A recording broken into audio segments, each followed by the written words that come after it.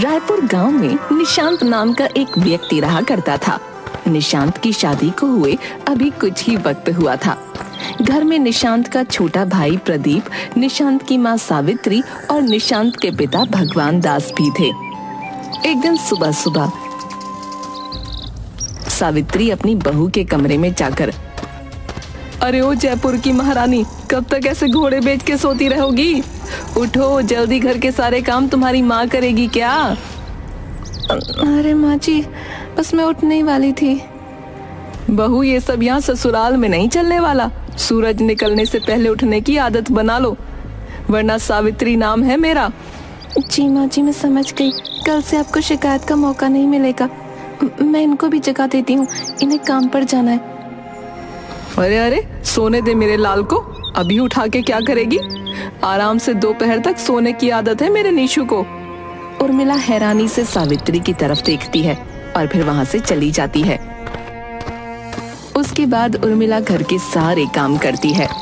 पास के सरोवर से घड़ा भरकर पानी लेकर आना, गाय को चारा डालना, खाना बनाना और फिर दोपहर में जब खेत से घास लेकर वापस आंगन में पहुंचती है तब, ओ महारानी, इतनी सी घास लेकर आने में पूरा दिन लगा दिया।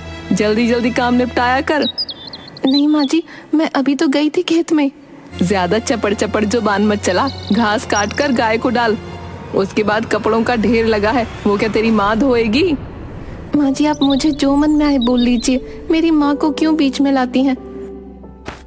सावित्री गुस्से में आकर उर्मिला की चोटी पकड़ उसे आंगन में घसीटती है। ज्यादा जुबान चलती है तेरी, बोलेगी मेरे आगे। अब बता। नहीं माँ जी, मत करिए, दर्द हो रहा है। हाय। ये सब आंगन में होता देख निशांत भी आकर खड़ा हो जाता है और हंसने लगता है। देख ले निशु बेटा, तेरी ढील का नतीजा है ये। इसकी जबान चलने लगी है मेरे आगे। अजी, आप कुछ कहते क्यों नहीं? आपकी आंखों के सामने आपकी पत्नी के साथ ऐसा बर्ताव हो रहा है और आप हंस रहे हैं। मैंने तो तुम्हें पहले ही समझाया था कि माँ के सामने ज्यादा मत बोलना। अब तुम खुद भुगतो। उसके बाद सभी लोग वहाँ से चले जाते हैं। उर्मिला अकेले आंगन में बैठी रोती हुई, हे भगवान, मैंने ऐसा क्या गुनाह किया था जो मुझे ये सब सजा मिलती है? तभी पीछे से निशांत के पिताजी भगवान दास आकर उर्मिला के सर पर हाथ रखते हुए, अरे बेटी, इस पिशाचिनी का दिल नहीं पत्थर है। तू रो मत, सब सही हो जाएगा। मैंने अपनी पूरी उम्र इसके साथ सजा की तरह काटी है। लेकिन पिताजी, मैं तो घर के सारे काम करती हूँ, फिर ऐसा क्यों? बेटी, ये तुम्हारी सास का स्वभाव है, जिसे बदलना मुझे तो असंभव लगता है। और मेरे पति मेरे साथ ऐसा बर्ताव क्यों कर रहे हैं? बेटी, मेरे दोनों बेटे एक नंबर के निठल्ले, कामचोर और अपनी माँ के चापलूस हैं। उनसे तो तुम कोई आस मत रखो। तभी सावित्री को बाहर आता देख भगवान दास झट से खड़ा हो जाता है। अब अपने ससुर के कान भरेगी क्या? जल्दी से घड़े उठा और पानी लेकर आ। घर में 2 बूंद पानी भी नहीं है। और आपको किसने कहा बाहर आने के लिए? चलो अंदर। अरे मैं तो बस ऐसे ही जा रहा हूँ, अंदर जा रहा हूँ। उर्मिला घड़े उठाकर सरोवर की तरफ जाते हुए मन में सोचती है, ये माँ जी ने सारे परिवार को डरा धमका के रखा है। अगर ऐसा ही रहा तो मैं कुछ ही दिनों में मर जाऊंगी। कैसे इस परिवार में रह सकती हूँ मैं? क्या करूँ? उर्मिला सरोवर के घाट पर पहुंचकर, लेकिन मैं अपने परिवार को सही रास्ते पर कैसे ला सकती हूँ? ऐसा क्या करूँ कि सासू माँ का मेरे प्रति रवैया बदल जाए? हो सकता है कुछ दिनों में मेरा प्यार भाव देखकर वो बदल जाए। उसके बाद अपने दिल को कुछ तसल्ली देकर वो पानी भर के घर की तरफ चल पड़ी।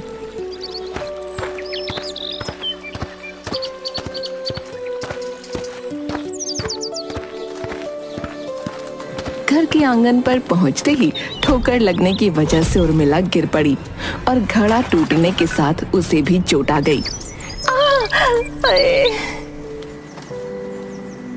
हाय हाय, इस कुलच्छनी ने तो सुबह सुबह अपशगुन कर दिया घड़ा तोड़ के। तेरी क्या टांगे टेढ़ी हैं जो चलना तक नहीं आता?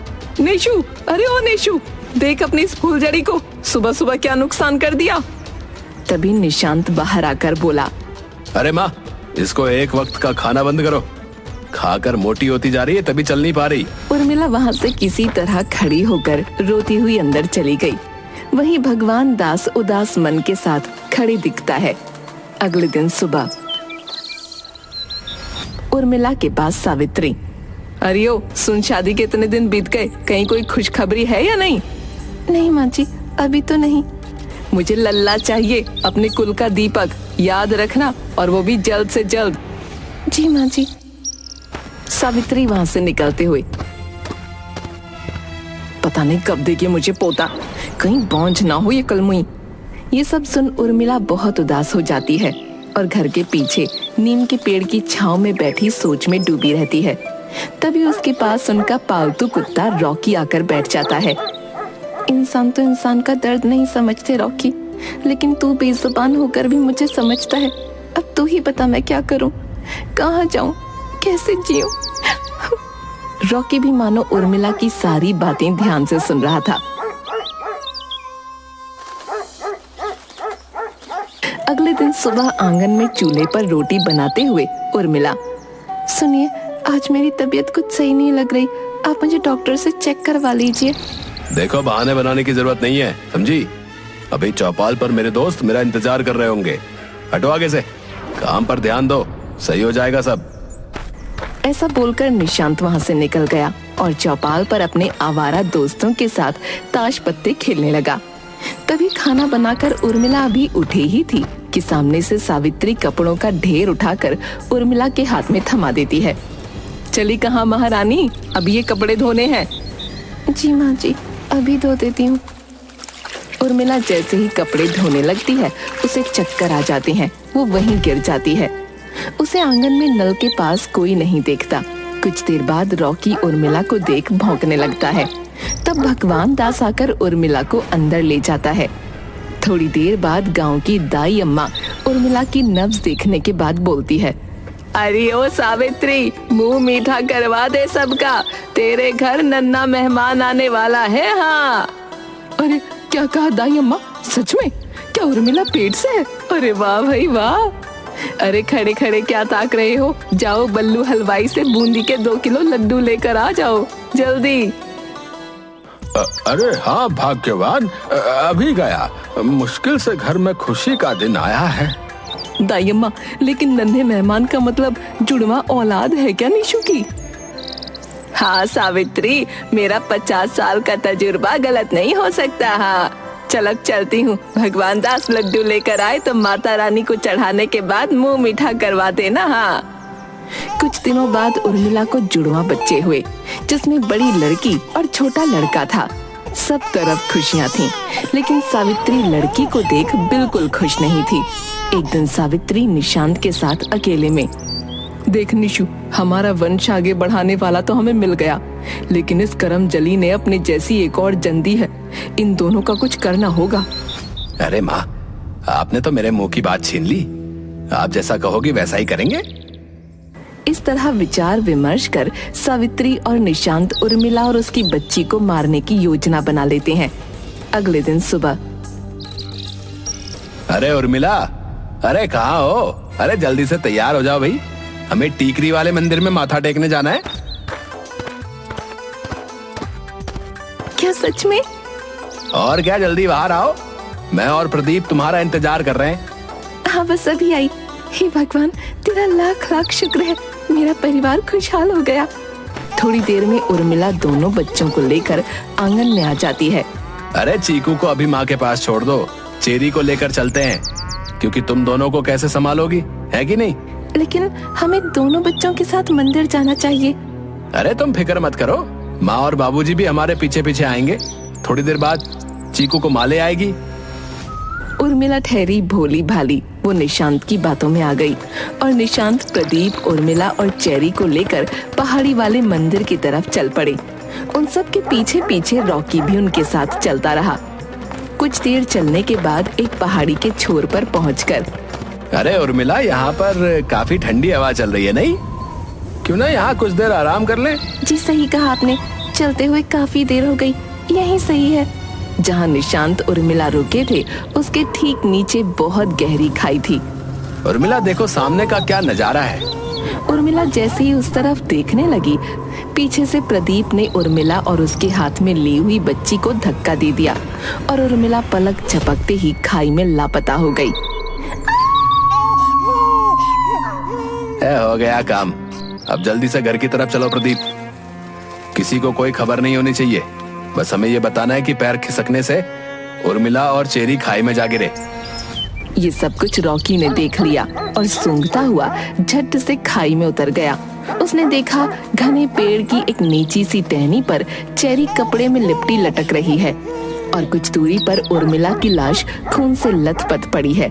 बहुत भौंकने के बाद और आंखों में आंसू लिए रॉकी वहीं उर्मिला की लाश के पास बैठ गया।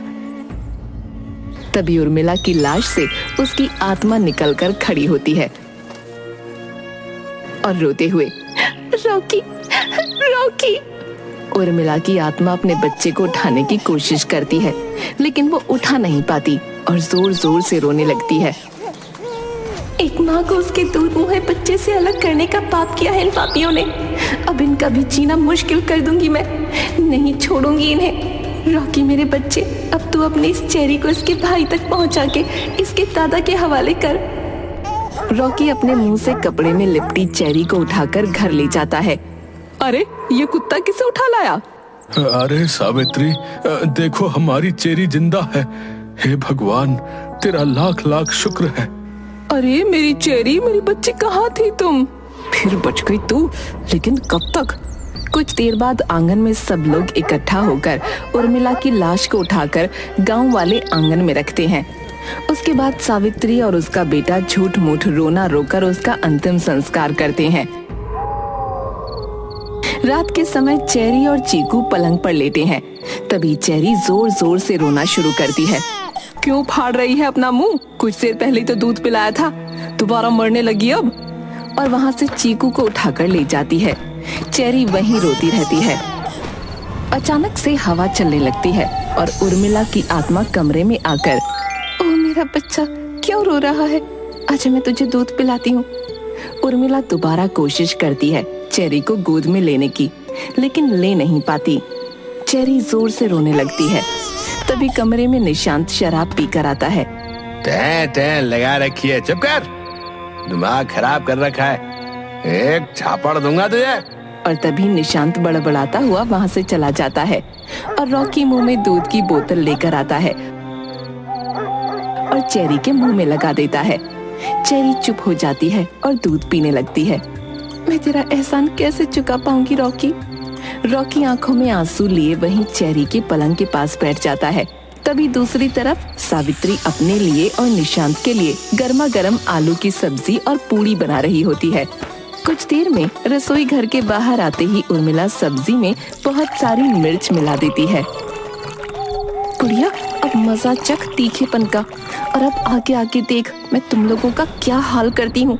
अरे निशु, प्रदीप, जल्दी बैठो, देखो क्या जायकेदार आलू पूरी बनाए हैं आज मैंने। अरे मामा, जल्दी से परोसो, अब रहा नहीं जा रहा है। जैसे ही तीनों आलू पूरी खाने लगते हैं। अच्छी, अरे मर गया रे, अरे इतनी मिर्ची, आई पानी लाओ, पानी माँ, पानी। हाय रे दैया, इतनी मिर्च कैसे डल गई? अरे माँ, बुढ़ापे का असर है ये, हैं? खाना बनाना भूल गई हो आप। और दोनों भाई पैर पटकते हुए वहाँ से चले गए। आया स्वादिष्ट खाने का मजा। उसी रात को एक पलंग पर चीकू और चेरी सो रहे थे, पास में सावित्री। आधी रात में अचानक से कमरे की लाइट जल पड़ती है और तेज हवा से खिड़कियां खड़कने लगती हैं। हाय, ये तूफान कैसा, और ये बल्ब भी खराब हो गया। सावित्री जैसे ही खिड़की बंद करने लगती है, खिड़की पर अचानक से सफेद कपड़ों में उर्मिला उसे नजर आती है और गायब हो जाती है। सावित्री बहुत डर जाती है। नहीं, ये नहीं हो सकता। निशु। भागते हुए कमरे से बाहर जाने लगती है, लेकिन दरवाजा नहीं खुलता। अब सावित्री बहुत डर जाती है और अचानक से पीछे मुड़ती है। उसके पीछे उर्मिला खड़ी होती है, जिसे देखकर वो बेहोश हो जाती है। उस रात उर्मिला अपने बच्चों से लिपटकर सोती है और ये सब देख रॉकी बहुत खुश होता है। अगली सुबह, अरे भाग्यवान, नीचे क्यों सो रही हो? कौन है? भूत भूत। अभी तो जिंदा हूँ मैं भाग्यवान, भूत कहाँ से नजर आ रहा हूँ मैं? उर्मिला इसी घर में है। मैंने उसे रात को देखा, वो मुझे मार डालेगी, मुझे बचा लो। अरे जब जिंदा थी तब तुमने उसे जीते जी मार डाला था। अब बेचारी को मरने के बाद सुकून से रहने दो। माँ पिताजी सही बोल रहे हैं, आपकी तबीयत सही नहीं है। कुछ दिनों से आप पागलों जैसी हरकतें कर रही हो। पागल तो तुम सब हो, जाओ यहाँ से। सभी लोग वहाँ से चले जाते हैं। कल उस अपशगुनी लड़की का किस्सा खत्म कर दूंगी। मुझे तो लगता है उसी की वजह से ये सब हो रहा है। रात के समय घर की छत पर बैठ निशांत और प्रदीप शराब पी रहे थे। भाई आजकल माँ कुछ बैगी बैगी सी बातें करती है, नहीं पता नहीं क्या हुआ है। अरे अब बुढ़ापा भी है ना भाई, तो एक काम कर, पड़ोस के गांव के कल्लू को ब्याह कर लिया, माँ का हाथ भी बढ़ जाएगा। मैं तो कब से ताक में हूँ, लेकिन उसका बाप माने तो ना। अरे बाप की ऐसी ही तैसी है, भगा लाएंगे ससुरी को। है चीज कमाल की है वो, उसके आगे तो उर्मिला कुछ भी नहीं थी। अरे अब रात के वक्त मरे हुए लोगों का नाम नहीं लेते बे, क्या पता यहीं उसकी आत्मा भटक रही हो। अबे हट बेवकूफ कहीं का। अबे चल पैक बना, तू चल, जरा मोटा वाला पैक रख अब। तभी पीछे खड़ी उर्मिला की आत्मा आंखों में आंसू लिए, अफसोस ये तुम भाइयों के आखिरी पैग होंगे। कुछ कहा तुमने प्रदीप? तुम्हारे कान बज रहे भैया, मैं भला क्या कहूँगा। क्यों अपनी पत्नी से प्यार नहीं करते थे तो क्यों जिंदगी खराब की उसकी? क्यों मुझे मेरे बच्चों से दूर किया, बताओ। कौन है वहाँ? कौन है? उर्मिला तुम यहाँ? हाँ मैं हूँ, मेरी भटकती ममता है। तुम जालिमों की वजह से आज मेरा ये हाल है। भाभी मुझे माफ कर दो, मैंने कुछ नहीं किया, अपने भाई और माँ की बात मानी बस। अब तुम दोनों मेरी बात मानो और कूद जाओ इस छत से। नहीं उर्मिला, माफ कर दो। इस तरह देखते ही देखते उर्मिला दोनों को हवा में बहुत ऊंचा उड़ाकर छत से नीचे फेंक देती है। दोनों आंगन में गिरते ही दम तोड़ देते हैं। अगले दिन सुबह। अरे ये कैसे हो गया? मेरे दोनों बेटे शराब के नशे में छत से गिरकर मर गए। नहीं, ये जरूर उस उर्मिला का किया धरा है। वो मार डालेगी, मुझे भी मार डालेगी, मुझे बचा लो। सभी गांव वाले और भगवान दास निशांत और प्रदीप का संस्कार करते हैं। उसी रात में मैं आज रात इस अपशगुनी चेरी को मार डालूंगी। हाँ, चेरी के दूध में जहर डालकर उसे पिलाने लगती है। तभी वहाँ उर्मिला और रॉकी आ जाते हैं। रॉकी सावित्री को देख गुर्राने लगता है। हट हट हट कुत्ते यहाँ से। इतना सुन रॉकी भौंकते हुए सावित्री पर टूट पड़ता है और उसे घायल कर देता है।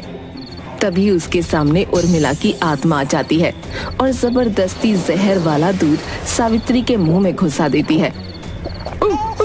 नहीं, छोड़ दो मुझे, छोड़ दो। इतना कहते हुए जहर उसके प्राण ले लेता है।